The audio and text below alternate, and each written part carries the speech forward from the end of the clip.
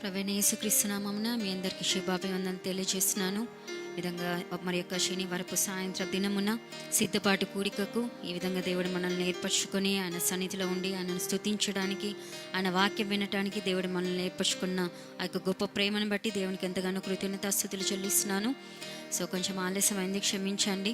So ఈ యొక్క పరిచర్యను దేవుడు ఇంకా ముందుకు తీసుకెళ్లేలాగా బహుబలంగా అనేక మందికి ఇది చేరేలాగా మనం ప్రార్థన చేయవలసిన బాధ్యత మనపైన ఉంది. ఈ యొక్క శనివారపు సాయంత్రం కూడిక ఫిబ్రవరి మాసంలో మొట్టమొదటి శనివారం సాయంత్రంకి వచ్చి ఉంటున్నాము. దేవుడి గత మాసమంతా కాచి కాపాడి మనల్ని ఇంతవరకు సజీవ లెక్కలో ఉంచి మరి యొక్క నూతన మాసంలోనికి మనం ప్రవేశపెట్టిన ఆ యొక్క గొప్ప ప్రేమను తలంచుకొనొచ్చు. రేపు జరగబోయే కమ్యూనియన్ సర్వీస్ కోసం మనం సిద్ధపరచుకుంటూ మనం ప్రార్థన చేసుకుని ఈ యొక్క ఆరాధనను ఆరంభించుకుందాం. ప్రేమ నమ్మకం గల మా ప్రియ పరలోకపు తండ్రి, మీ కొందనాలు స్తుతులు స్తోత్రాలు చెల్లించుకుంటున్నాం నాయన. గత మాసం అంతా మమ్మల్ని కాచి కాపాడి ప్రభా, మరి యొక్క నూతన మాసంలోకి ప్రభా మమ్మల్ని ప్రవేశపెట్టినందుకు మీకు కొందనాలు ప్రభా. యొక్క సిద్ధపాటు కూడికకు ప్రభా మీరు మమ్మల్ని జ్ఞాపకం చేసుకున్నందుకు కొందనాలు ప్రభా, స్తోత్రం నాయన. ఎంతమందికి అయితే ప్రభా ఈ యొక్క గొప్ప ధన్యత లేదు కానీ ప్రభా మీరు మమ్మల్ని ప్రేమించి ప్రభా మీ సన్నిధిలో చేరే భాగ్యంను మీరు మాకు అనుగ్రహించినందుకు మీకు కొందనాలు స్తుతులు స్తోత్రాలు చెల్లించుకుంటున్నాం నాయన. నాయన మీ యొక్క ఆవరణంలో ఉండటానికి ప్రభా మీరు ఏర్పరచుకొని చేర్చుకునే మా యొక్క గొప్ప ప్రేమను బట్టి మీ కొందనాలు స్తుతులు స్తోత్రాలు చెల్లించుకుంటున్నాం నాయన. మీ కొందనాలు ప్రభా నైనా. ఇంకా ఎవరైతే ప్రభా ఈ యొక్క సర్వీస్లో జాయిన్ అయి ఉంటున్నారో వారందరి మధ్య కూడా మీ యొక్క సన్నిధిని ప్రసన్నతను ఉంచండి ప్రభా. అనేక మందికి ప్రభా ఈ యొక్క ప్రభా వాక్యం చేరటానికి సాయం తెచ్చేసి నడిపించండి. అనేక మంది జీవితాలలో ప్రభా మీ యొక్క క్రియను జరిగించమని ప్రార్థిస్తున్నాం ప్రభా. స్తోత్రం నైనా. మీరు మాత్రమే మహిమ పొంది నడిపించండి ప్రభా. నేను ఈ యొక్క పరిచర్యకు ప్రభా వ్యతిరేకంగా పనిచేస్తున్న కార్యములన్నింటినీ కూడా ప్రభా మీ యొక్క నామంలో లయం చేస్తున్నాం నైనా.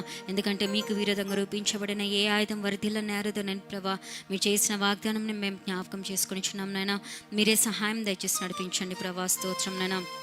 ఎంతమంది అయితే ప్రభా ఈ యొక్క వాక్యం వినటానికి ప్రభా వారి యొక్క హృదయంలో ప్రభా సిద్ధపరచుకొని ప్రభా వారి యొక్క చెవులను తెరవ చేసుకుని ప్రభా మీ యొక్క సన్నిధిలో కాచుకొని ఉన్నారో ప్రభా వారందరితో మీరు మాట్లాడండి ప్రభా. ఆశగల ప్రాణాన్ని మేలు చేత తృప్తిపరుస్తానని సెలవిచ్చినందుకు మీకు కొందనాలు స్తుతులు స్తోత్రాలు చెల్లించుకుంటున్నాం నాయన. ప్రభా మీ యొక్క సన్నిధిని ప్రసన్నత మా మధ్య ఉంచి నడిపించండి. మీ దాసుని జ్ఞాపకం చేసుకుని ప్రభా మీరు మా అందరితో మాట్లాడండి ప్రభా.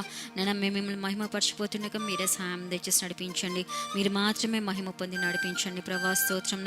నేను ప్రతి ఒక్కటి ప్రభా మీ యొక్క కంట్రోల్లో జరగటానికి సాయం తెచ్చేసి నడిపించమని యేసుక్రీస్తు నామమున అతి వినయంగా అడిగి వేడుకొనిచున్నాను తండ్రి, ఆమేన్.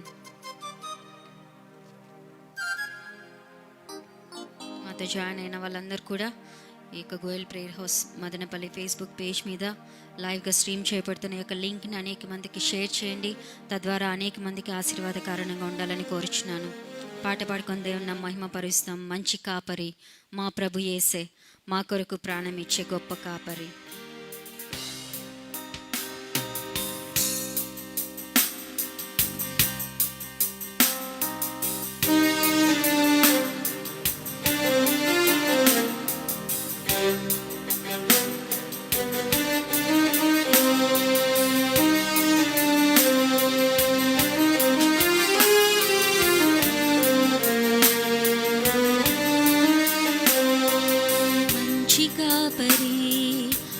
ప్రభు యేసే మా కొరకు ప్రాణమిచ్చే గొప్ప కాపరి.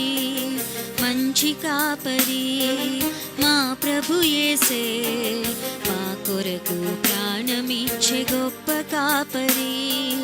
మరణమన్నను భయము లేదులే, మరణమన్నను భయము లేదులే, మధురమైన ప్రేమతో మమ్ము కాయులే, మధురమైన ప్రేమతో మమ్ము కాయులే. మంచి కాపరి మా ప్రభు యేసే మా కొరకు ప్రాణమిచ్చే గొప్ప కాపరి. మంచి కాపరి మా ప్రభు యేసే మా కొరకు ప్రాణమిచ్చే గొప్ప కాపరి.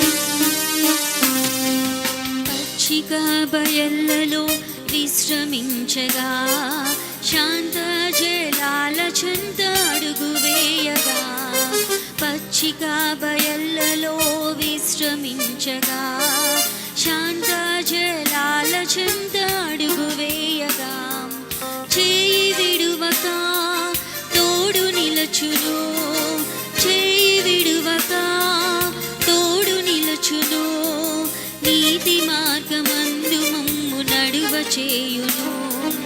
మంచి కాపరే మా ప్రభు యేసే, మా కొరకు ప్రాణమిచ్చే గొప్ప కాపరి. మంచి కాపరి మా ప్రభు యేసే, మా కొరకు ప్రాణమిచ్చే గొప్ప కాపరి.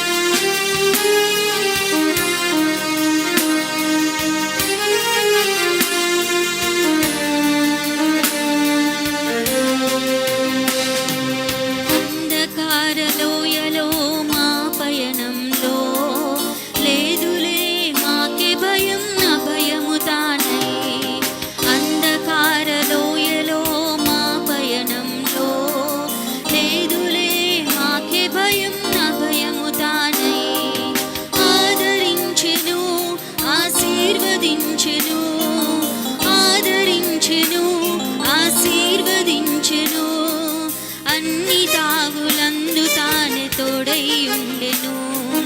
మంచి కాపరి మా ప్రభు యేసే, మా కొరకు ప్రాణమిచ్చే గొప్ప కాపరి. మంచి కాపరి మా ప్రభు యేసే, మా కొరకు ప్రాణమిచ్చే గొప్ప కాపరి.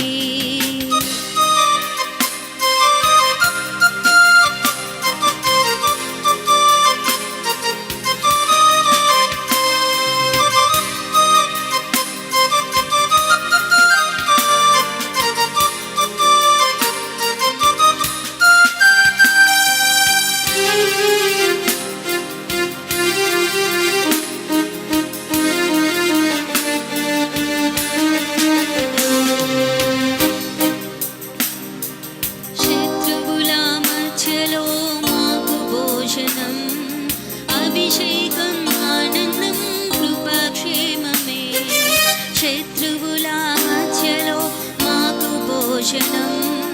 అభిషేకం ఆనందం కృపాక్షేమము, బ్రతుకు నిండుగా పొంగి పొర్లగా, బ్రతుకు నిండుగా పొంగి పొర్లగా, చిరకాలం ఆయనతో జీవింపగా.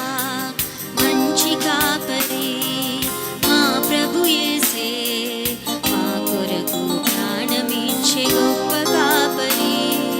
మంచి కాపరి మా ప్రభు యేసే, మా కొరకు ప్రాణమిచ్చే గొప్ప కాపరి. మరణమన్నును భయము లేదులే, మరణమన్నును భయము లేదులే, మధురమైన ప్రేమతో మమ్ము కాయులే, మధురమైన ప్రేమతో మమ్ము కాయులే. మంచి కాపరి మా ప్రభు యేసే, మా కొరకు ప్రాణమిచ్చే గొప్ప కాపరి.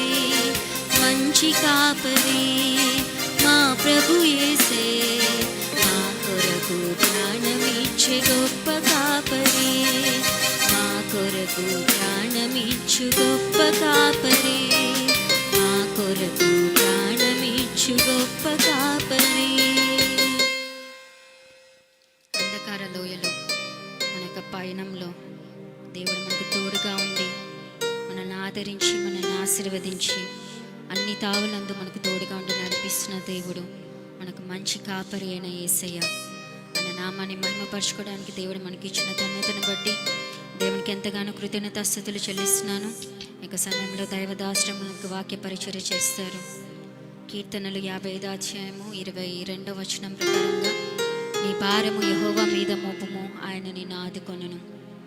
Cast your burden upon the Lord and he will sustain you.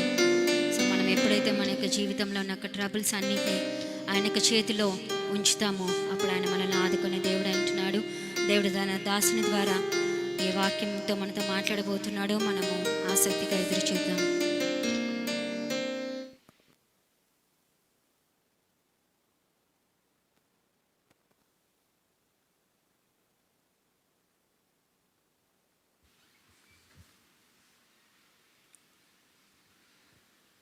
Praise the Lord. ప్రభునందు ప్రియమైన వాళ్ళారా, ప్రభుని యేసుక్రీస్తు నామములో మీ అందరికి కూడా శుభములు. చిన్న ప్రార్థన చేసుకొని వాక్యానికి వెళ్దాం. సర్వశక్తియు మిగిలి కృపా సమృద్ధి గల మా ప్రియ పరలోకపు తండ్రి, జీవాధిపతివైన మా ప్రియ ప్రభువా, మిమ్మల్ని స్తుతిస్తున్నాను. మా రక్షకుడు, మా విమోచకుడు, మా సదుర్గమని యేసుక్రీస్తు ప్రభు యొక్క ఉన్నతమైన శ్రేష్టమైన నామములో మీకు వందనాలు స్తోత్రం చెల్లిస్తున్నాం. సమీపింపడానికి తీసుకలిగిన దేవుడు మేము కలిగి నేను ఆరాధించుటకు, ఘనపరచుటకు, కీర్తించుటకు ఇచ్చిన కృప కొరికే మీకు వందనాలు చెల్లిస్తున్నాను. తండ్రి నాయన, ఈ సమయంలో మేము పాడి కీర్తించుకు ఇచ్చిన కృప కొరికే స్తోత్రములు. మీకు కృపల వాక్యంకు ఎదురు చూస్తున్నాము నాయన. కొద్దిసేపు మాతో మీరు మీ వాక్యం ద్వారా మాట్లాడి మమ్మల్ని బలపరచము, ధైర్యపరచము. ఇవా మీ వాక్యాన్ని జీవించడానికి కృప దయచు. మీ వాక్యం మమ్మల్ని ఆదరించినటువంటి this is my comfort in my affliction, for thy word hath quickened me. And సెలవిచ్చినట్టు మాటల్ని జ్ఞాపకం చేసుకొని స్తుతిస్తున్నాను ప్రభు. మీ సన్నిధిని మాకు దయచేయండి, మాతో నడిపించండి. ఈ కార్యక్రమం అంతా దీవెనకరంగా మార్చమని ప్రార్థిస్తున్నాను. ఏదైనా టెక్నికల్ ఇష్యూస్ కలగకుండా మీ కాపుదల భద్రత అనుగ్రహించి మీ నామాన్ని ఘనపరచుకునమని మీకే మహిమ చెల్లిస్తూ యేసు నామమున ప్రార్థిస్తూ దించి ఘనపరిచి వేడుకొంచున్నాము తండ్రి, ఆమేన్. బాగున్నారా మీరంతా? ప్రభుని యేసు నామములో మరొకసారి మీ అందరికి కూడా శుభములు కలుగును కాక. ప్రియమైన వాళ్ళారా, దేవుని యొక్క వాక్యంలో కీర్తనకారుడు ఈ విధంగా రాస్తూ కీర్తిస్తూ ఆ రచించినటువంటి కీర్తనలో చాలా బాధతో, వేదనతో, దిగులుతో ఉన్న సమయంలో ఆయన రాసి దేవుని యొక్క కృప కొరకు కనిపెట్టి ధైర్యపడుతూ ఆయన రాసినటువంటి కీర్తన ఇది. ప్రియమైన వాళ్ళరా, ఆయనకున్నటువంటి యొక్క ఆ స్నేహితుల మధ్య ఆయన కలిగినటువంటి కష్టాన్ని, లేక ఆయన ఎదుర్కొనే సమస్యని, బాధని ఆయన ఇక్కడ మరి వ్యక్తపరుస్తున్నాడు. ఈ మాటలు మనం గమనించేట్లయితే, మనం చదువుకున్న మాటలో, నీ భారము యెహోవా మీద మోపుము, ఆయనే నిన్ను ఆదుకొనును, నీతిమంతులను ఆయన ఎన్నడును కదలనీయడు అని ఒక శ్రేష్టమైన మాట మనకు కనబడుతుంది. అసలు ఈ మాట ఆయన అనకముందు మనం చూసేట్లయితే ఈ యొక్క కీర్తనలో 12 నుంచి 15 వచనాల వరకు మనం చూస్తే ఆ భక్తుడు ఇలా కీర్తిస్తూ అంటున్నాడు, నన్ను దూషించువాడు శత్రువు కాడు, శత్రువైన యెడల నేను దాన్ని సహింపవచ్చును, నా మీద మిట్టపొడు వాడు పగబడిన వాడు కాడు, అటివాడైతే నేను దాగి ఉండవచ్చును. ఈ పని చేసిన నీవు నా సహకారివి, నా చెలికాడవు, నా పరిచయుడు. మనము కూడి మధురమైన గోష్ఠి చేసి ఉన్నవారము, ఉత్సవములకు వెళ్ళు సమ్ముఖముతో దేవుని మందిరమునకు పోయి ఉన్నవారం.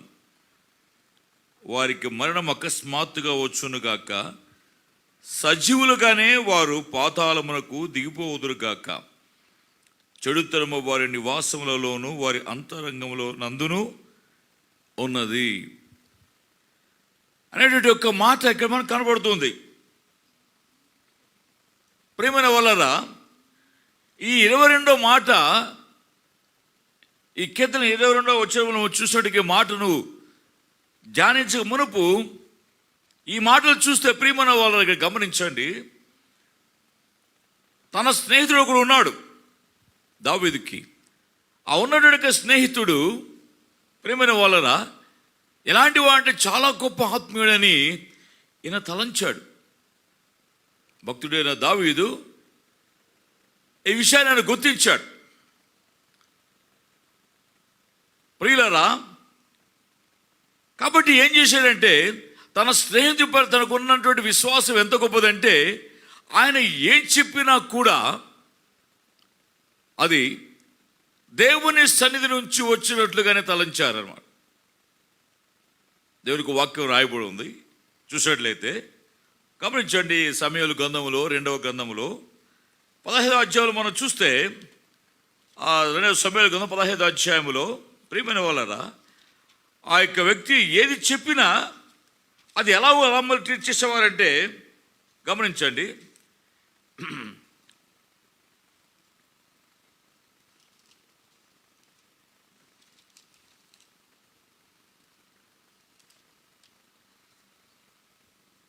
పదహారో అధ్యాయములో ఆ దినములలో 23వ వచనంలో ఆ దినములలో అహీతోపెలు చెప్పిన ఏ ఆలోచన అయినను ఒకడు దేవుని వద్ద విచారణ చేసి పొందిన ఆలోచన అయినట్టుగా ఉండెను. దావీదును అబ్షాలోమును దానిని అట్లే ఎంచుచుండిరి. అంటే ఏది చెప్పినా కూడా అహీతోపెలు చెప్పిన మాట ఎలా ట్రీట్ చేసేవారంటే వాళ్ళు ఇది దేవుడి నుంచి వచ్చింది అన్నంతటి నమ్మికను దావీదు మరి అహీతోపెలు ఉంచుకున్నాడు. ఆయన అంతగా ఇష్టపడ్డాడు, తన స్నేహితుడిగా ఎంచుకున్నాడు. ఆయన అది కాకుండా అతడు ఒక మంత్రిగా ఉన్నాడు. దావీదు రాజ్యములో ఆయన మంత్రి అని దేవునికి వాక్య పరిచయం చేస్తుంది. అలాంటి వ్యక్తి ఆయన ఏం చేశాడంటే దావీదు కుమారుడు అబ్షాలోము యొక్క పక్షాన్ని వహించాడు. అబ్షాలోము పక్షం వహించి అక్కడ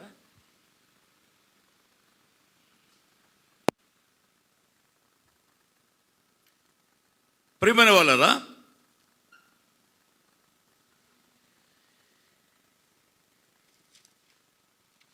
ఈ యొక్క వాక్యం మనం చూసినట్లయితే మరి ఆ యొక్క అహీతోపెలు దావీదు కుమారుడు అబ్షాలోము పక్షమును వహించి దావీదు యొక్క కీడును కోరుకున్నట్లుగా మరి ఆ యొక్క 15వ అధ్యాయంలో మనకు కనపడుతుంది. ఆ 15వ అధ్యాయంలో 12వ వచ్చే భాగం మనం చూసినట్లయితే అక్కడ మాట రాయబడి ఉంది. ఆ 15వ అధ్యాయం 12వ వచ్చిన భాగంలో గమనించాడు. ఆ వాక్యాన్ని చదువుకుందాం. అది 12వ వచ్చిన భాగంలో మరియు బలి అర్పింపవలనని ఉండి అబ్షాలోము గిలోనీయుడైన అహీతోపెలను దావీదు యొక్క మంత్రిని గిలో అను అతని ఊరి నుండి పిలిపించి ఉండెను. అబ్షాలోము దగ్గరకు వచ్చిన జనము మరి ఎక్కువ చేత కుట్ర బహు బలమాయను. సో ఈ విధంగా దావీదు యొక్క మంత్రి అయినటువంటి ఈ వ్యక్తి అబ్షాలోము పక్షాన వహించి ప్రియమైన వాళ్ళరా ఆయనతో కూడా చేరి దావీదు పైన కీడు కల్పించిన దావీదు పైన యుద్ధము జరిగించడానికి కొరకు తన కుమారుడికి దావీదు కుమారుడికి చెడు సలహాలు ఇస్తున్నాడు, తప్పుడు నిర్ణయాలు చేస్తున్నాడు, తప్పుడు సలహాలు ఇస్తున్నాడు, కీడు కోరుతున్నాడు. ఈనాడు మన సమాజంలో దేవుని కలిగి ఉన్నామని చెప్పుకుంటున్న వారు మనం ఎవరినైతే నమ్మామో, ఎవరినైతే విశ్వసించామో, ఎవరినైతే ఆత్మీయంగా ఎంచి ఉన్నామో వారందరూ కూడా ఈ అహీతోపెలు లాంటి వారి మనస్తత్వం కలిగి మనం ఎవరైనా ఉన్నారనుకోండి చాలా ఇబ్బందికి గురి కావాల్సి వస్తుంది. ప్రియమైన వాళ్ళరా, ఇది చాలా గాయమయ్యేటువంటి యొక్క విషయం. ఇది it's one of the deepest hurts. It's a betrayal by a seemingly spiritual companion Ahithophel. ఈ 12వ వచనం నుంచి 15వ వచనం వరకు ఓ ఇష్టమైన వ్యక్తి, ఓ యథార్థమైన వ్యక్తి, ఆత్మీయంగా ఎదుర్చున్నామనుకున్న వ్యక్తి ఒక ఆత్మీయునికి చేస్తున్నటువంటి యొక్క పెద్ద గాయం ఇది. ఏం గాయం చేశాడు? అబ్షాలోము పక్షం వహించి తండ్రి కీడు కోరుకున్నాడు. గమనించండి, ఆ 15వ అధ్యాయంలో ఎలాగూ మరి ఆయన సహవాసం చేసి కుమారుని పురిగొల్పాడు. ఆ విషయము దావీదు తెలిసిన వెంటనే దావీదు ఏం చేశాడు? అహీతోపెలు గూర్చి ఆయన ఏం చేశాడంటే, ఆయన కీడు కోరలేదు, కానీ ఆయన ఒక పని చేశాడు. 15వ అధ్యాయంలో 31వ వచ్చిన బాగులా చదువు. అంతలో ఒకడు వచ్చి అబ్షాలోము చేసిన కుట్రలో అహీతోపెలు చేరి ఉన్నాడని దావీదునకు తెలియచేయగా, దావీదు యెహోవా అహీతోపెలు యొక్క ఆలోచనలను చెడగొట్టమని ప్రార్థన చేశాను. దేవా యెహోవా అహీతోపెలు నాశనం చేయలేకపోతే అతని మొత్తు, లేకపోతే శిక్షించు, లేకపోతే ఇంకేదో చేయమని చెప్పలేదు ఆయన. ఈయన ఆత్మీయపరుడు, ప్రార్థనాపరుడు, పరిశుద్ధుడు దావీదు. కనుక ఏం చేశాడంటే ఆయన, అదేదో దేవుడికి అప్పగిస్తే పోతుంది కదా, నాకెందుకు ఈ పని, దేవుడు చూసుకుంటాడు, నేను అతని కోసం ప్రార్థిస్తున్నాను, లేకపోతే ఆ విషయం కోసం ప్రార్థిస్తా. ఈనాడు సో కాల్డ్ బిలీవర్స్ ఆత్మీయమైన ముసుగులో ఆత్మీయులకు ఎంతో కీడు చేస్తూ, వారిని పాడు చేయని తలంపు, వారికి కీడు తలపెట్టాలని తలంపు, వారి నాశనాన్ని కోరని తలంపు, వారికి ప్రత్యుత గాయం చేస్తూ మన సమాజంలో, మన మధ్యలోనే, మనతోనే ఉంటూ ఎంతో కీడును తలపెట్టే కార్యక్రమాలు చేస్తూ ఉంటారు చాలామంది. ప్రియమైన వాళ్ళ జాగ్రత్త కూడా ఇటువంటి వారి మధ్య, నీ మధ్యలో అహీతోపెలు ఉన్నారు. ఒకసారి గమనించే, ఎప్పుడైనా నీవు నమ్మని వ్యక్తివి, నీవు అంగీకరించే వ్యక్తివి, నీవు ఆత్మీయంగా ఉన్నారు అనుకోని వ్యక్తి నీకు ఎంత కీడు చేస్తున్న విషయాన్ని గుర్తించోసారి. గుర్తించి నువ్వు నేను చేయవలసిన పని ఏంటంటే ప్రార్థన చేయాలి. Praise the Lord. ప్రార్థన చేశాడు ఆయన. దేవా అహీతోపెలు యొక్క ఆలోచనలను నీవు చెడగొట్టమని ప్రార్థన చేశాను. ఎప్పుడైతే ఈ ప్రార్థన చేశాడో ప్రియమైన వాళ్ళరా, ఆ ప్రార్థన దేవుడు ఆలకించి అంగీకరించాడు. ఏది చెప్పినా ఆయన దేవుని నుంచి వచ్చేట్టుగానేటువంటి ఆలోచన కలిగినట్టుగా అబ్షాలోము సైతం కూడా ఇప్పుడు ఏం చేశాడంటే, ఓ మాట ఇంకొక వ్యక్తిని, దావీదు యొక్క స్నేహితుడు హూషై యొక్క మాటలు కూడా విందామని పిలిపించి ఆ మాటను ఆలకించాలని కోరుకున్నాడు. బాగా గమనించండి, ఈ మాటలో నేను తెలియచేస్తున్నాను. 17వ మొదటి వచనంలో అహీతోపెలు ఏం మాట్లాడుతున్నాడంటే, దావీదు అలసట నుండి బలహీనంగా ఉన్నాడు గనుక అతని బెదిరించినడలా అతని యొద్దనున్న జనులందరూ పారిపోదురు, రాజును మాత్రము హతము చేసి అని ఎవరంటున్నారు? దావీదు మంత్రి అయినటువంటి ఈ యొక్క అహీతోపెలు. ఈ అహీతోపెలు ఎంత మరి క్రూరంగా ఆలోచిస్తాడు చూసారా? ఎంత విరోధంగా ఆలోచిస్తాడు చూసారా? ఎంతో ఆత్మీయుడని పేరు పొందే వ్యక్తి ఎంత ఘోరంగా ఆలోచిస్తాడు చూసారా? బలహీనంగా ఉన్నాడు కనుక దావీదు పారిపోయి అరణ్యంలో ఉన్నాడు కనుక ఆ బలహీన వ్యక్తిని నేనేం చేస్తానంటే, నేను చంపి ఏ కీడు చేశాడయ్యా? ఈ ఆత్మీయుడు నీకేం కీడు చేశాడు అనుకుంటున్నారు? పరిశుద్ధుడైన దావీదు ఏం కీడు చేశాడు అహీతోపెలుకి? ఎందుకంటే మనతో మన పక్షం ఉన్నవారు అనుకున్న వారు కొంతమంది అహీతోపెలు లాంటి ఆత్మను కలిగి ఉన్న వాళ్ళు ఎప్పుడు కీడు చేస్తూనే ఉంటారు. కానీ దేవుడు మాత్రం ఊరుకోడు కదా. దేవుడు సమస్తం ఎరుగున్న దేవుడు కదా. ఆయనకు మరుగని ఏది కూడా లేదు కదా. చూసారా ఈయన హృదయంలో కలిగిన ఆలోచన అలాంటిదో? బలహీనం ఉన్నాడు కనుక నేను వెళ్ళి యుద్ధం చేసి దావీదు మాత్రం చంపి ప్రజలు నీవైపు తిప్పుతానని అన్నాడు. ఎంతమైనటువంటి నీచమైనటువంటి నికృష్టమైన ఆలోచన కలిగి ఉన్నాడండి. ఉంచున్న నా ప్రియమైన వాళ్ళరా, ఎప్పుడు ఎవరు ఎన్నడు మన హృదయంలో మన సహోదరులు గురించి కీడును అసలు యోచించకూడదు, కీడును కోరకూడదు.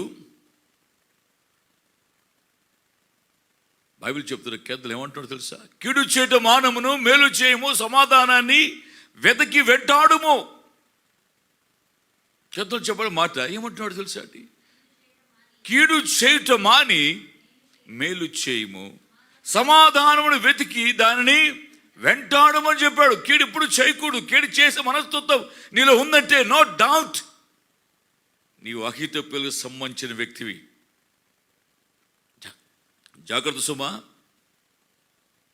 ఈ అహీతోపెలు చేసేటువంటి కీడుని దావీదు దేవుని సన్నిధిలో పెట్టి, ప్రభు అహీతోపెలు యొక్క ఆలోచనలను నీవు చెడగొట్టు నాయన, ఆయన ఆలోచనని చెడగొట్టు ప్రభు. ప్రియమైన వాళ్ళరా, సమయం వచ్చింది. అబ్షాలోము దావీదు స్నేహితుడు హూషైని పిలిపించి ఓ ఆలోచన అడిగాడు. హూషై ఏమన్నాడంటే, ఇప్పుడు చెప్పిన ఆలోచన సరైనది కాదయ్యా, అహీతోపెలు చెప్పిన ఆలోచన అని తనకు తెలిసిన దైవచిత్త ప్రకారంగా ఆలోచించే ఆలోచనని అబ్షాలోముకు చెప్పిన తర్వాత అబ్షాలోము హూషై యొక్క ఆలోచన అంగీకరించడానికి ఇష్టపడ్డాడు. ఆ విషయం తెలిసి అహీతోపెలు, ప్రియమైన వాళ్ళ, నా ఆలోచన ఫలించలేదే, నేను వేసిన పన్నాగం ఫలించలేదే, నా ఎత్తు కూడా ఫలించలేదే, నా ఉచ్చులో చిక్కుకోలేదే అబ్షాలోము, నా మాట గెలవలేదే, నా మాట నెగ్గలేదే అన్నటువంటి తలంపు కలిగి ఆయన ఏం చేశాడంటే, గమనించే ప్రియమైన వాళ్ళరా, దావీదు భక్తులు చేసిన ప్రార్థన రిజల్ట్ వచ్చేసింది.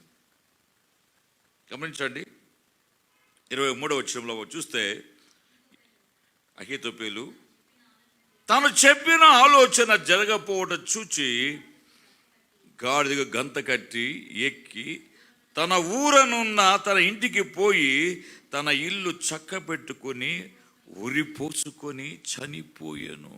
గమనించారు ఈ మాటల్ని? ఈ మాట ఎందుకు ఇలా చెప్తుంటే సాంగ చూస్తే ఇక్కడ వాక్యం రాయబడింది 15వ వచనములో, కీర్తన 55:15 ఏమంటున్నాడు?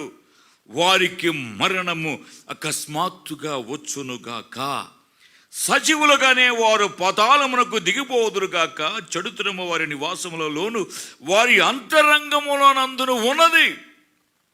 కాబట్టి అకస్మాత్తుగా వచ్చేసింది. దేవుడు తిప్పి కొడతాడు. జాగ్రత్త నా ప్రియమైన వాళ్ళరా. కృంగిపోయినటువంటి భక్తుడైన దావీదు ఈ కీర్తన చేస్తూ మాట్లాడుతూ, వింటున్నా నా ప్రియమైన దేవుని బిడ్డ, నీ జీవితంలో ఒంటరిగా ఉన్న నీ జీవితంలో, కష్టపడుతున్న నీ జీవితంలో, వేదన గురైన నీ జీవితంలో, మనుషుల చేత హేళన చేయబడి, అవమానపరచబడి, నీవు తృణీకారం చేయబడి నీవు వెలువైన పరిస్థితిలో ఉన్నట్లయితే ఈ మాటలు నీకు నాకు ఆదరణ కలిగించడానికి దేవుడు మన కోసం రాసి ఉంచాడు. ఇక్కడ ఈ రాత్రికాల సమయంలో నీతో రాతో మాట్లాడుతున్నాడు, మనం ధైర్యపరచడానికి కొరకు.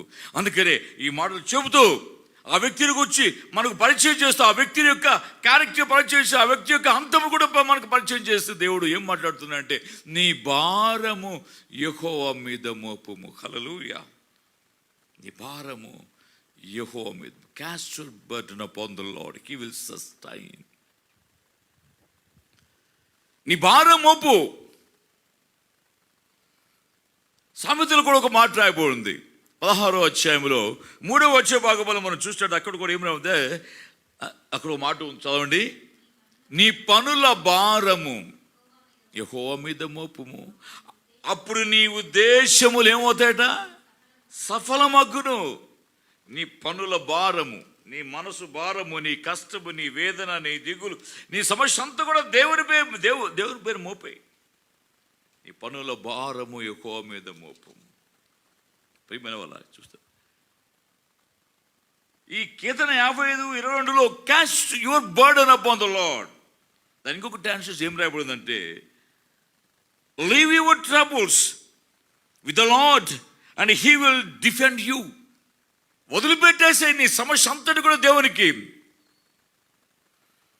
ఇంకొక ట్రాన్స్లేషన్ తెలుసా?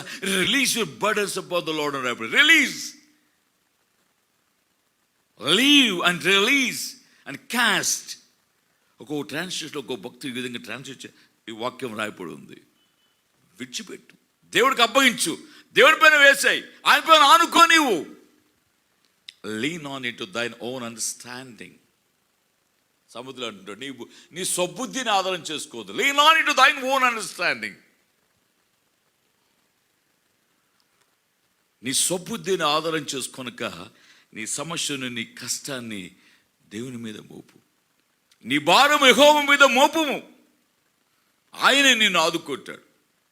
వినుచున్న నా ప్రియమైన వాళ్ళరా, దావీదు కష్టంలో, దావీదు వేదనలో ఆనుకుని ఉన్నారా? నీ కష్ట పరిస్థితుల్లో, నీ వేదనలో, నీ యొక్క దైనమైన పరిస్థితుల మధ్య దేవుని పైన ఆనుకుని జీవితానికి ఇష్టపడుతున్నావా?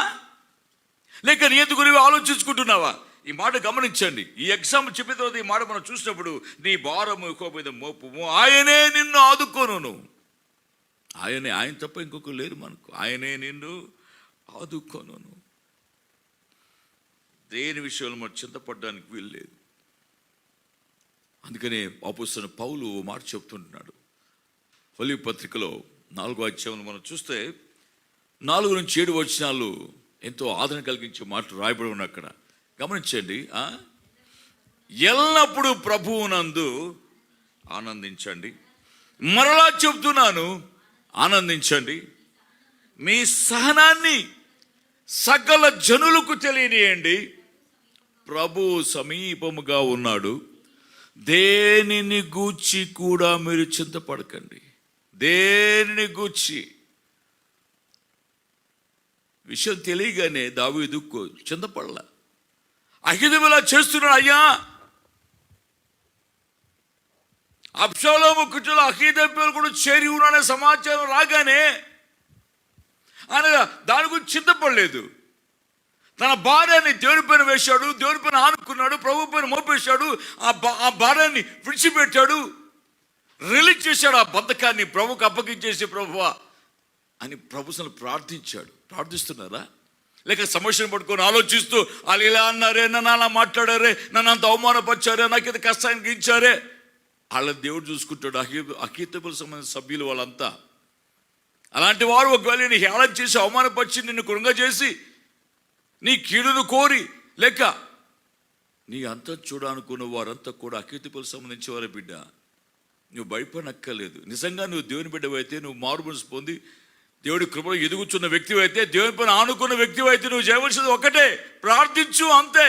సమాధానాన్ని ప్రభు ఇస్తాడు, ఆన్సర్ నీకు ఇస్తాడు. ఆయన విజయాన్ని కలుగు చేస్తాడు. ఏ శత్రువు అయితే నేను ఛాలెంజ్ చేశాడు, వాళ్ళు ఉరిపడిక చచ్చిపోతారండి. నీ ప్రార్థనకి రెస్పాన్స్ అది, ఆన్సర్ అది.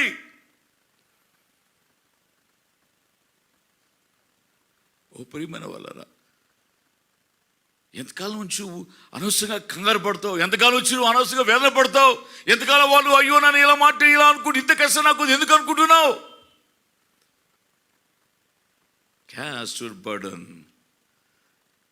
commit thy way అని రాయబడింది. ఇంకొక సామెత 16:3, commit thy ways. నీ మార్గము యెహోవాకు అప్పగించుకో. నీ పనుల భారమును ఆయన పైన మోపు. ఆయన నిన్ను ఆదుకుంటాడు, ఆయన నిన్ను నడిపిస్తాడు. నీ కష్టం ఆయనకు తెలుసు కనుక దేని విషయం చింతపడకుడి. ఏమంటాడు ఇంకా?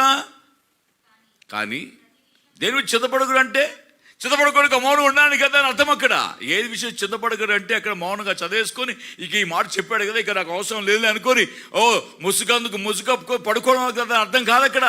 మరేంటది? కానీ ప్రతి విషయములో అది వండలు చేసుకొని చదువుకోండి, మాటికి మనసులో గింగురు మనాల మాట నీకు. కానీ ప్రతి విషయములో అది ప్రార్థన విజ్ఞాపనలు ప్రతి విషయంలో ప్రార్థనా విజ్ఞాపనలు చేత కృతజ్ఞతాస్తుతుల మూలమున మీ విన్నపములు దేవునికి తెలియచేయి. కృతజ్ఞతా మూలముగా నీ విన్నపములు దేవునికి తెలియచేయి. బిడ్డ, ఎంత ధైర్యం అండి ఈ మాటలు, ఎంత ధైర్యం కలిగిస్తాయి. నన్ను ఎంతో ధైర్యపరిచే మాటలు అవి. ప్రభువు నమ్ముకున్న నా తొలి దినాలలో ఆ మాటలు చదివినప్పుడు ప్రభు పైన ఆనుకొని అలాగే నా సమస్యలు ప్రభువు తెలియచేస్తూ, కృతజ్ఞత చెల్లిస్తూ, ప్రభువును ప్రార్థిస్తూ, ఏ విషయం చింతపడకుండా టుడే. ఎందుకంటే వాక్యం పైన ఆధారపడ్డా. ఎందుకంటే వాక్యం మనం బ్రతికిస్తుంది. This is my comfort. In my affliction, for thy word hath quickened me. నీ వాక్యము నన్ను బ్రతికించున్నది, ఇదే నా బాధలో నాకు నెమ్మది కలిగించుచున్నది. వింటున్నారు ఈ మాటల్ని? ఈ మాట ఆలకిస్తున్నా. ఎన్ని పర్యాలు చదివిటావు నీ వాక్యాన్ని, కానీ దాన్ని అనుసరిస్తున్నావా? భక్తుడు కీర్తనకాడు రాస్తున్న మాట, ఈ వాక్యమే నన్ను బ్రతికిస్తున్నది, ఇదే నా బాధలో నాకు నెమ్మది కలిగించున్నది. ఎందుకు, ఏ విషయం చింత ఎందుకు పడుతున్నావు? నీ జీవితంలో చింతలు ఎందుకు పడుతున్నానండి? నువ్వు చింతిస్తున్నావంటే నువ్వు దేవుని అనుమానిస్తున్నట్లే, దేవుని వాగ్దానం అనుమానిస్తున్నట్లే. ఆయన అవునని చెప్పి కాదన్నట్టుగా లేడు ఆయన. అవి అవన్నట్టుగా దేవుని వాగ్దానం క్రీస్తు యేసునందు ఎన్నునను అవి మన ప్రభువైన యేసు క్రీస్తునందు అవునన్నట్టుకున్నవి ఆమేన్ అని చెప్పన్నాడు కొరింథీ సంఘానికి రాస్తూ అపోస్తలుడైన పౌలు. అవును, ఆమేన్ చెప్పాలి. ఈ మాటలు ఆలకిస్తున్న నీ జీవితంలో ఈ మాటలు మన కోసం రాసి ఉంచాడు దేవుడు, రాయించాడు. వీటిల్ని శుభ నిరీక్షణ కలగడానికి కొరకు రాయించాడు మనల్ని. ప్రియమైన వాళ్ళరా, ఏ విషయము చింతపడగానే ప్రార్థన, విజ్ఞాపన, కృతజ్ఞత స్తుతుల మూలమున మీ విన్నపములు దేవునికి తెలియచేయండి. ఇంకా అన్నాడు, అప్పుడు సమస్త జ్ఞానమునకు మించిన క్రీస్తు యేసు యొక్క సమాధానము మీ హృదయములకు, మీ తలంపులకు కావలి ఉండును. హల్లెలూయా. కాబట్టి ఈ విషయం దావీదుకు తెలుసు. కాబట్టి ఆయన ఏ విషయం చింతపడలేదు. ఇంకా పేతుకు అడుగు ముందుకేసి ఏమంటాడు తెలుసా అండి? కాబట్టి చూడండి, మొదటి పేతురు పత్రికలో 5వ అధ్యాయంలో చూసినట్లయితే 6-7 వచ్చాం మనం గమనించేట్లయితే అక్కడ చక్కగా చెప్పబడి ఉన్నాడు. ఏమంటాడు అక్కడ? ఆయన మిమ్మను గూర్చి చింతించుచున్నాడు. 6వ అధ్యాయం 7వ అధ్యాయం చదవండి. దేవుడు తగిన సమయమందు మిమ్మును హెచ్చించునట్లుగా, దేవుడు మిమ్మును ఏం చెప్తున్నాడు? తగిన సమయమందు హెచ్చించునట్లు. అంటే దేవుడు ఒక టైం పెట్టుకుంటాడు. అని తెలుసు ఎప్పుడు నీకు హెచ్చించాలి, ఎప్పుడు నీకు కావాల్సింది ఇవ్వాలి, నేను ఎలా నడిపించాలనేది నీకంటే ఎక్కువ ఆయనకే బాగా తెలుసు. కానీ మనమే త్వరపడుతుంటాం, ఆలస్యమైందని అనుకుంటాం. అదే అబూబకర్ ఏం రాయబడదు తెలుసా? ఆలస్యమైన తప్పక చెరుగును. ఏమంటాడు? తప్పక. చదవండి దయచేసి. అబూబకర్ 2వ అధ్యాయంలో 4-5 వచ్చామో చూసాడు, అక్కడ మాట్లాడబడింది. ఆలస్యమైన తప్పక జరుగును, జాగు చేయక వచ్చును. ఏమంటున్నాడు?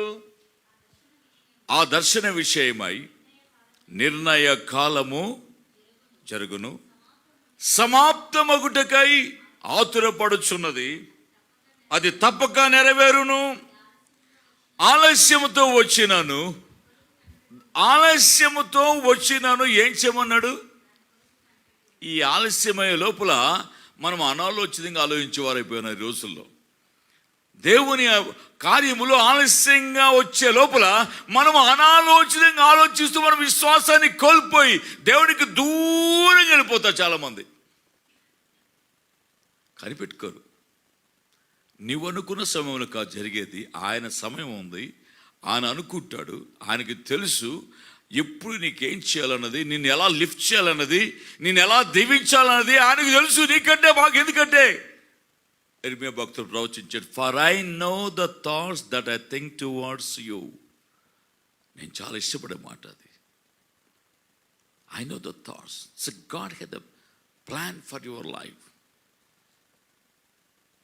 For I know the thought that I think towards you, saith the Lord, and thoughts of peace and not of evil, to give an expected end. నేను నీ కొరకు ఉద్దేశించిన సంగతులు అవి ఎలాంటివట?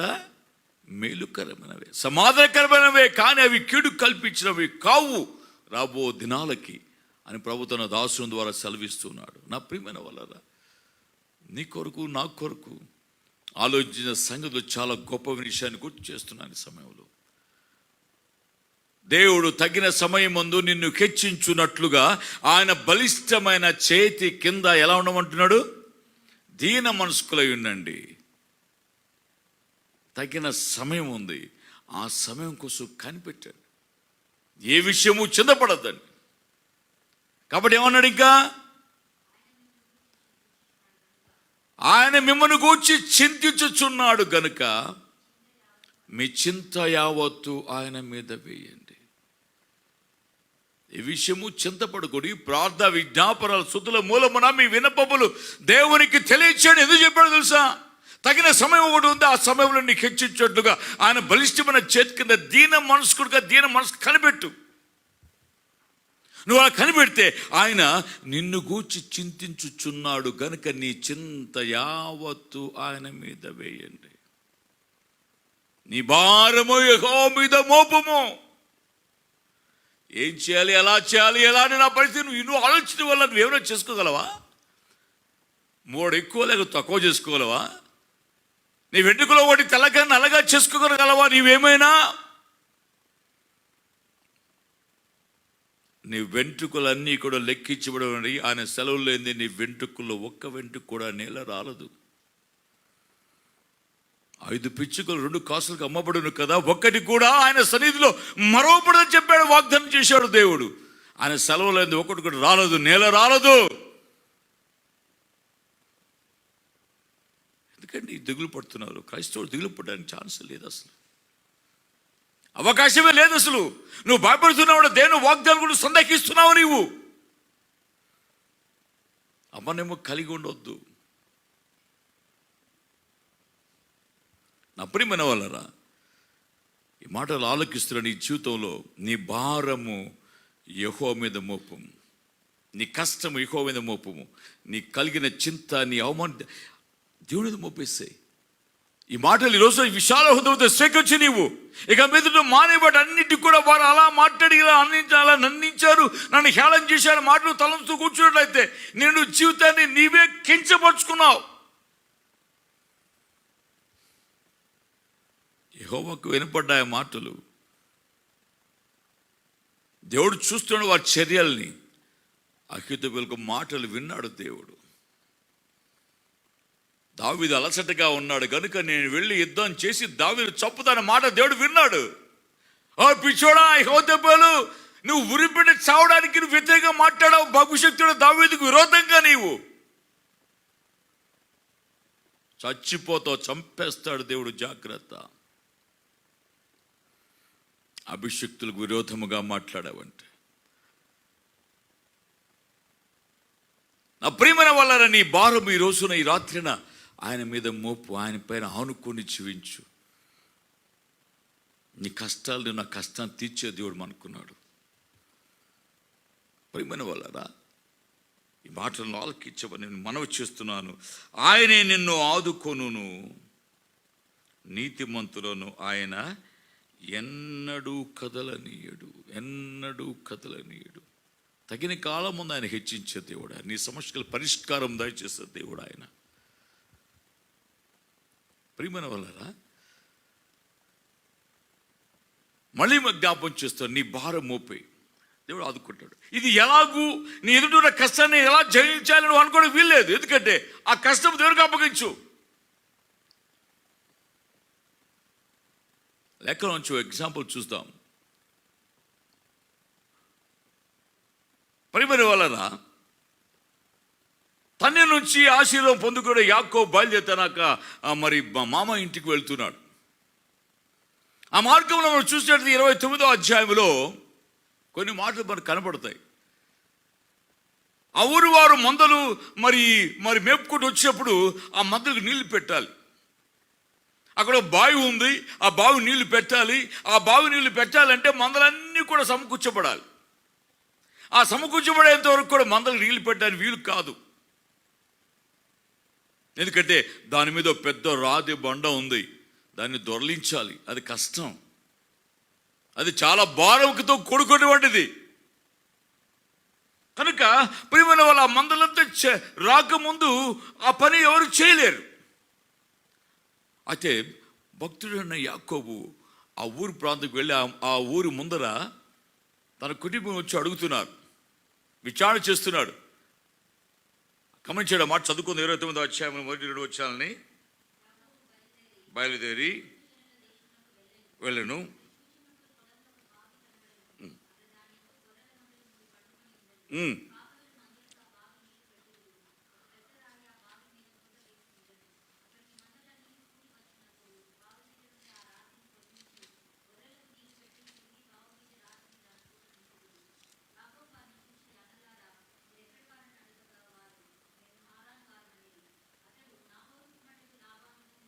ఎరుగుదురా అని వారిని అడుగుక అనిరి.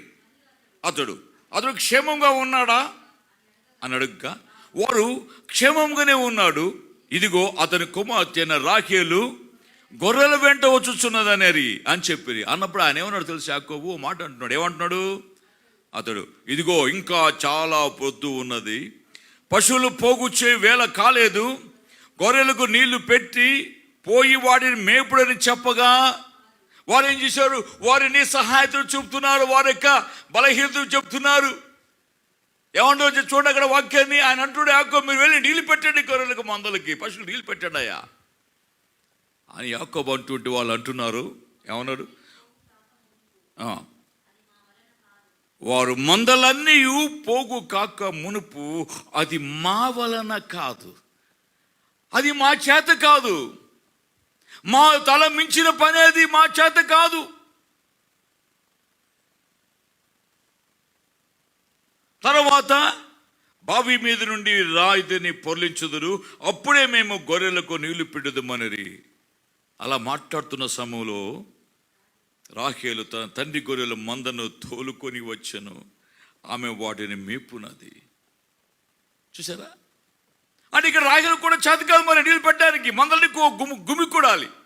కానీ అక్కడ వాక్యం బాగా గమనించండి, ఒక ఆత్మీయ సత్యముగా మనం తెలుసుకోవాలి. అక్కడ గమనించండి, ఆ యాకోబు తన తల్లి సహోదరు లాబాను కుమార్తెను రాహేలును తన తల్లి సహోదరు లాబాను గొర్రెలను చూచినప్పుడు అతడు దగ్గరికి వెళ్ళి బావి మీద నుండి రాతిని పొర్లించి, హల్లెలూయా, గమనించారా? అనంతే ఉన్నారు. ఆ రాతిని పొర్లించడం మా చేత కాదు, మాకు కష్టం, అది మందలను సమకూర్చబడాలి, ఎంతో ఇబ్బంది. ఆఫ్ కోర్స్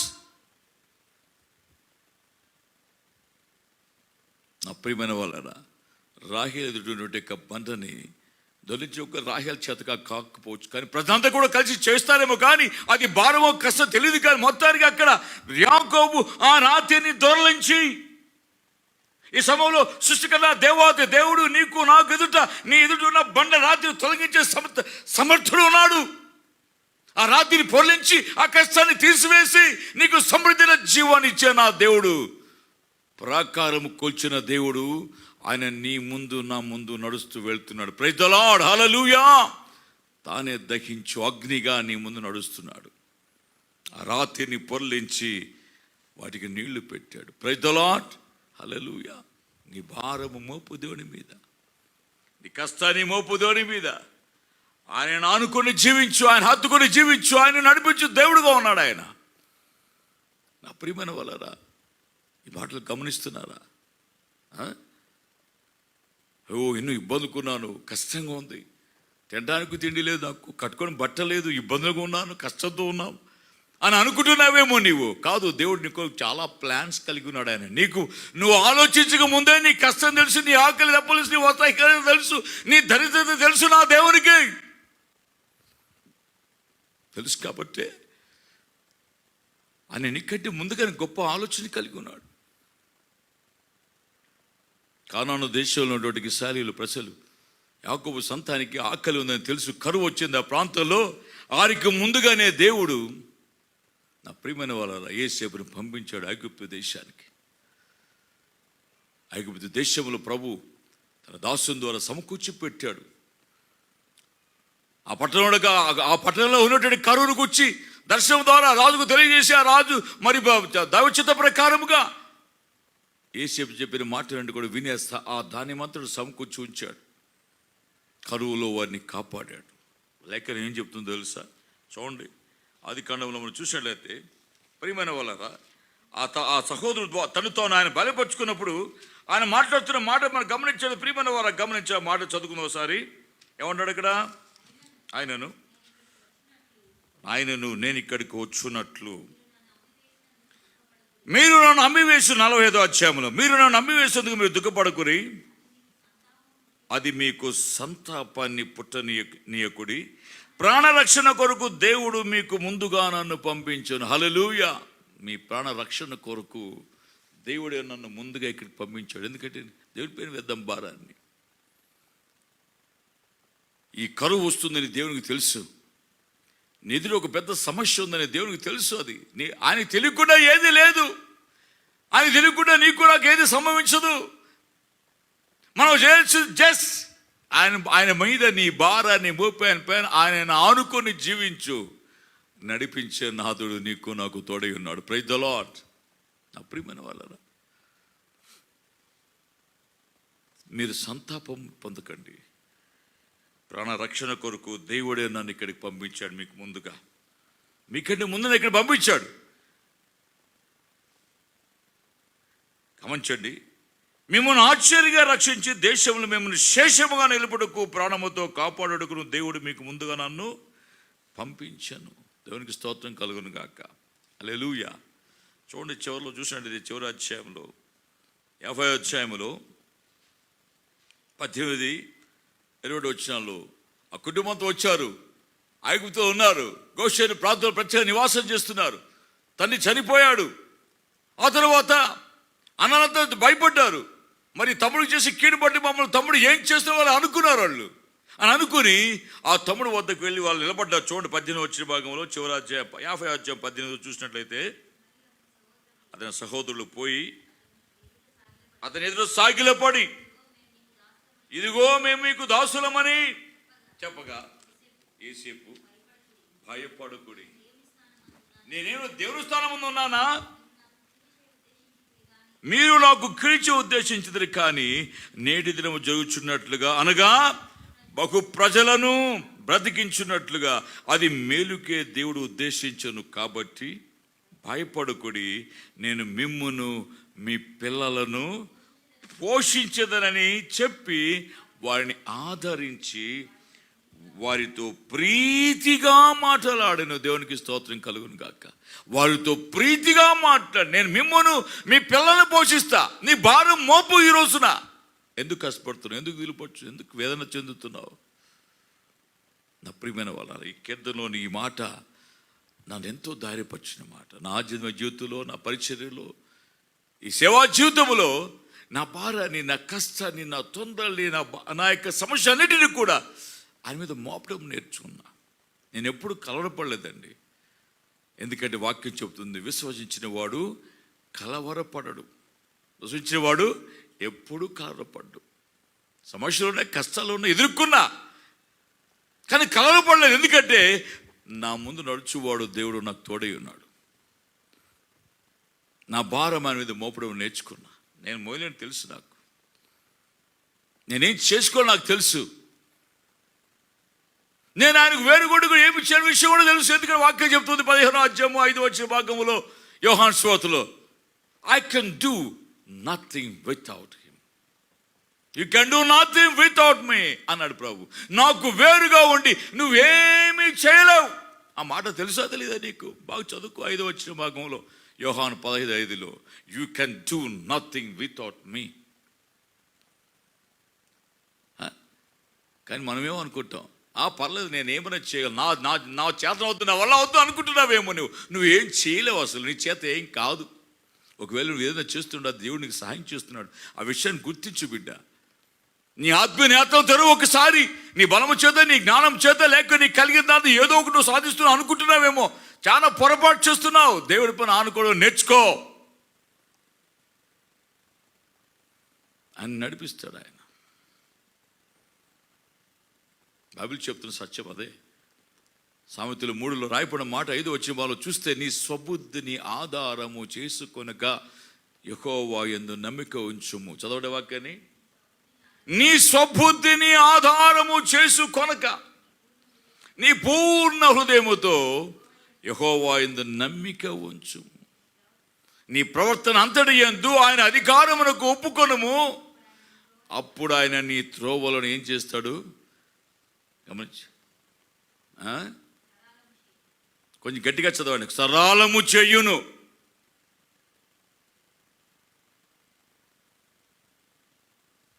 వింటున్నారా ఈ మాటలు?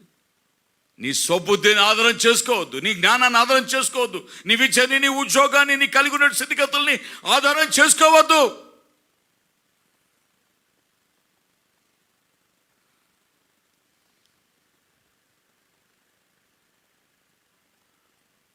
ప్రియమైన వాళ్ళ బాగా ఆలకించే మాటల్ని, నాకు వేరుగా ఉండి మీరు ఏం చేయలేరు. You can do nothing without నాకు వేరుగా ఉండి నువ్వేమి చేయలేవు అని ప్రభు క్లియర్ కట్గా చెప్పాడు ఆ మాటల్ని.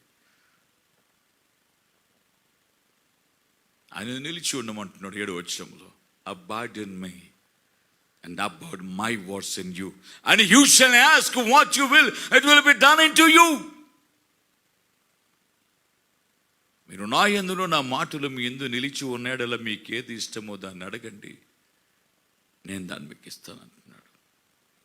దేవుని మాటలు నీ యందు నిలిచి ఉండకుండా నువ్వు ఎన్నెన్నో అడుగుతావు, నాకేం మేలు చేయలేదు అనుకుంటున్నావు, ఆయాసపడుతుంటావు దేవుని మీద. నీవు నాకు ఇవి కలగలేదు, నాకు అవి రాలేదు, నన్ను ఇది పొందలేదు నువ్వు ఎందుకు అనుకుంటున్నావు? నువ్వు ఆయన యందు నిలిచి ఉన్నాడు, ఇస్తాడు దేవుడు.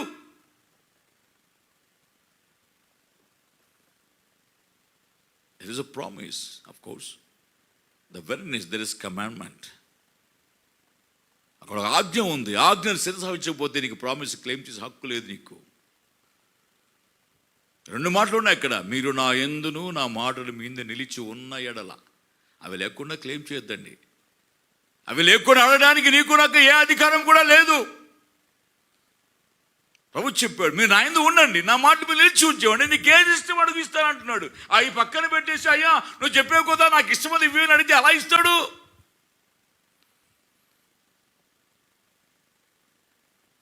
నా ప్రియమైన వాళ్ళారా, నీ భారం యెహోవా మోపు అని చెప్తే జస్ట్ అంపే వేసేసి నువ్వు ఊరికే ఉండమని కదా దాని అర్థం. అక్కడ రాయబడింది, నీతి మంతులను ఆయన ఎన్నడూ కదలనీయడు. ఆయన మీద భారం వేయటం కాదు, ఆ భారం వేసి ఆయన పని ఆనుకొని నీ సొబ్బుద్ధిని ఆధారం చేసుకోనుక, నీ బుద్ధిని ఆధారం చేసుకోనుక, నీ బలాన్ని ఆధారం చేసుకోనుక,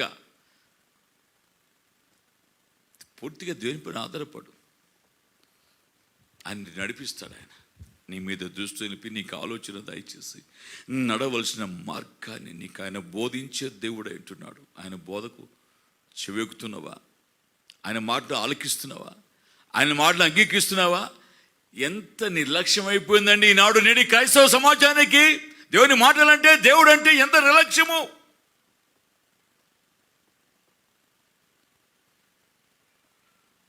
జాగ్రత్త సుమా, జాగ్రత్తగా ఆలకించు. వణుకును భయాన్ని కలిగి ప్రవర్తించు దేవుని సన్నిధిలో. యథార్థంగా నిలబడు దేవుని సన్నిధిలో. నీతి మంతులను ఎన్నడూ కూడా కదలని నీతి మంతులను అందరినీ కాదు. ఆయన పరాను కొడుకు ఇష్టపడుతున్నావా? భక్తుడైన దావీదు చెప్పాడే మాటల్ని. నేను ఎంతో ఇష్టం కలిగి ఉన్న వ్యక్తి, ఆత్మీయుడు అనుకున్న వ్యక్తి నాకు చేసిన కీడును బట్టి, దేవా అహీతోపెలు నాకు చేసిన కీడు నీకు తెలిసి ఉన్నది. అతని ఆలోచన చెడగొట్టు ప్రభు. ఆ దైవజుడు యొక్క ప్రార్థన ఎంత చక్కగా ఉన్నాడో చూశాడు ఆ దేవుడు. ఈ రాత్రికాల సమయంలో నువ్వున్న స్థలంలో నువ్వు దేవునికి అప్పగించుకొని యథార్థమైన హృదయంతో, మంచి మనస్సాక్షితో, నమ్మకం వ్యక్తిగా మనం చెక్ చేసుకునే రోజున నువ్వు ఏ స్థితిలో ఆలోచించి ఒకసారి నీ హృదయంలో నీ సహోదరి ఎడల సహోదరి కీడు తలపెట్టి ఉద్దేశం కలిగినట్లయితే చెప్తున్నాను దేవుని సేవకునిగా, అనుభవంగా తెలియజేస్తున్నానే నీకు. అహీతోపెలు యొక్క క్యారెక్టర్లో ఉన్నట్లయితే ఈ రాత్రిని మానుకోదానని. అకస్మాత్తుగా వస్తుంది కష్టం, జాగ్రత్త.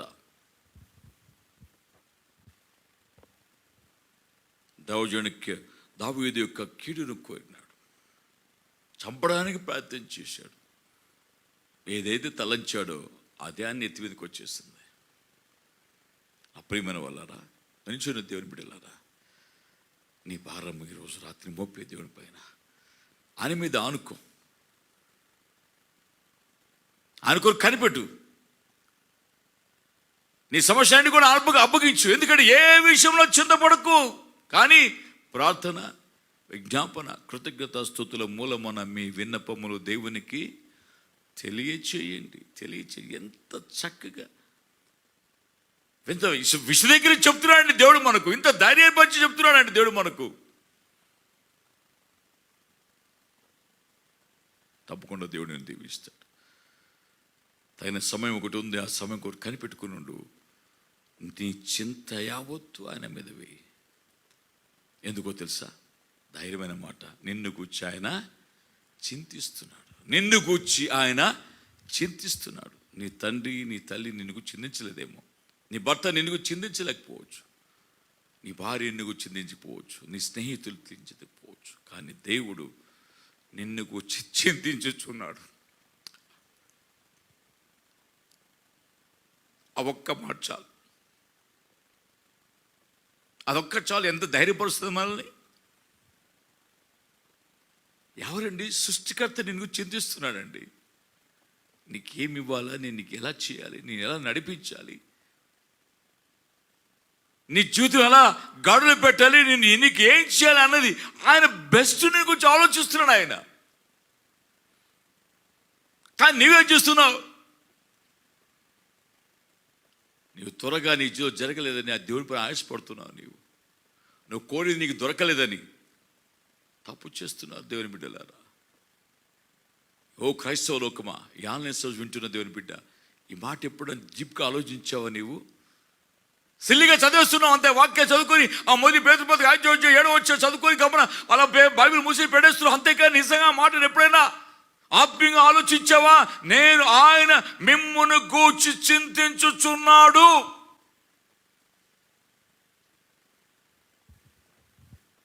ఎవరండి చిన్న ఎంత? ఈ సృష్టికర్త, దేవాతి దేవుడు, రాజులకు రాజు, ప్రభువులకు ప్రభు, ఉన్నవాడు అనువాడైన దేవుడు, ఆద్యాంతర రహితుడైన దేవుడు, సమీపంలో తెలుసుకోగలిగిన దేవుడు